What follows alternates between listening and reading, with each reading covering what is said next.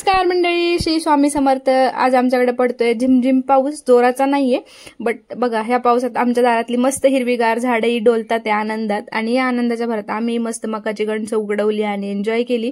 So मकाची कणसं खाल्ली होती त्यामुळे भूक नव्हती सगळ्यांनाच, मग घेतले बटाट्याचे पराठे बनवायला। आणि एक ट्रिक सांगते, तुम्ही या फोर्कनी जर असे बटाटे मॅश केले तर छान सारण बनतं आणि पराठे फुटत पण नाही।